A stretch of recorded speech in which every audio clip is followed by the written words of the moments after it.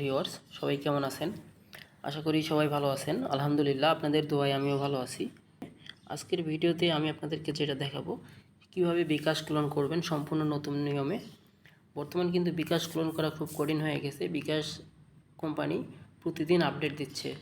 So এই আপডেটটা আপনাদেরকে দেওয়া হবে যাতে আপনাদের বিকাশ ক্লোনটা বেশি দিন থাকে।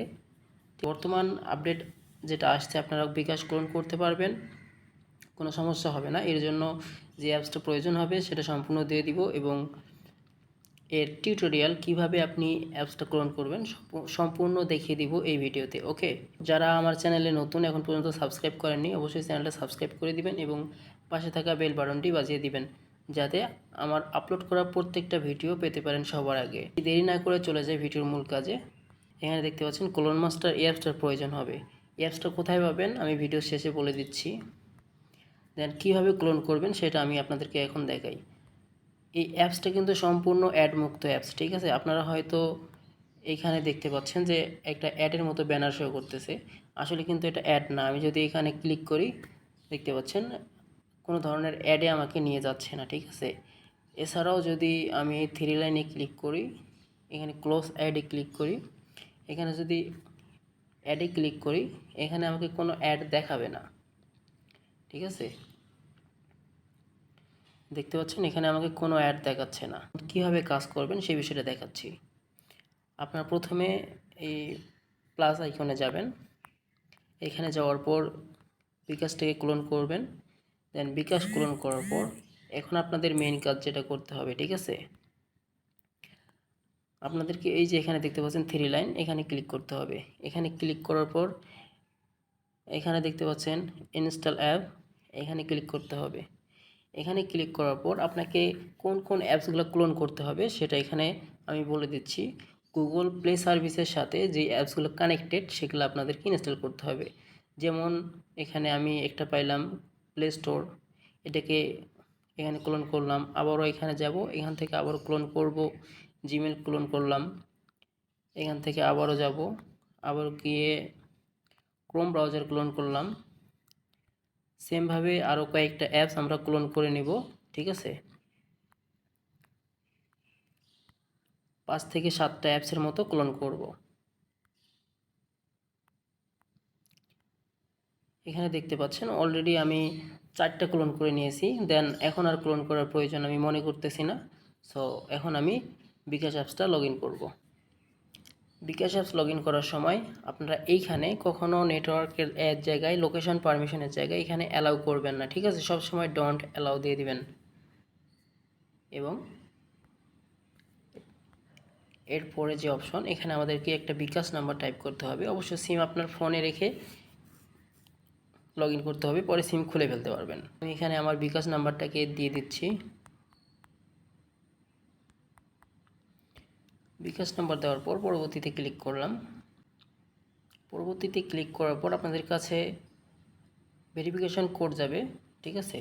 কোড আসা পর্যন্ত আমরা অপেক্ষা করি। এখানে কোড চলে আসলে এখানে অ্যালাউ চলে আসবে, আমরা অ্যালাউ দিয়ে দিব। এরপরে আমরা আমাদের বিকাশের পিন নাম্বার দিয়ে দিব। পিন নাম্বার দেওয়ার পর এখানে লগ ইন হয়ে যাবে, ঠিক আছে?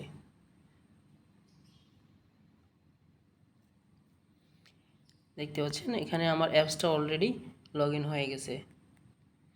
এখানে মাত্র 2 টাকা আছে। দেন এখন এটাকে আমাদেরকে করতে হবে ক্লোনিংটা ধরে রাখার জন্য কয়েকবার লগ আউট এবং লগ ইন করে নিতে হবে।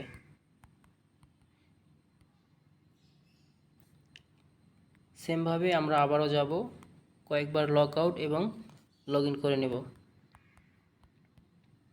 ঠিক আছে? মিনিমাম 4 থেকে 5 বার করতে হবে। আমরা এই যে বিকাশের মেনুতে যাব, যারা দেখতে পাচ্ছেন না অবশ্যই এখানে বিকাশের লোগোতে যাবেন।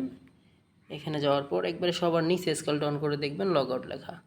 এখানে লেখা লগ আউটে ক্লিক করার পর আমরা এখানে পিন দিব, আবার লগ ইন করবো, ঠিক আছে? দেন এখন এটার আমার কাজ শেষ। আমি এখন সিম খুলে ফেলবো, আরেকটা সিম প্রবেশ করাবো এখানে। তো সিম খোলার আগে আপনাদেরকে যেটা করতে হবে, আমাদের এই যে ফোনের এরোপ্লেন মোড আছে এটাকে চালু করে দিলাম। দেওয়ার পর এখন আমি আমার সিমটাকে খুলবো। ফোনে লক লাগাই দিলাম, সিমটাকে এখন খুলবো। সিমটা খোলার পরে আমাদেরকে অবশ্যই এখানে ওয়েট করতে হবে, কিছু সময় ওয়েট করতে হবে, ঠিক আছে। সো আমি সিমটা খুলে লাগাচ্ছি, তো আপনারা হয়তো অন্ধকার দেখতে পাচ্ছেন ডিসপ্লেতে, আর সিম খুলে লাগাচ্ছি এটা দেখতে পাবেন না, তো ঠিক আছে। আমার সিমটা অলরেডি লাগানো শেষ।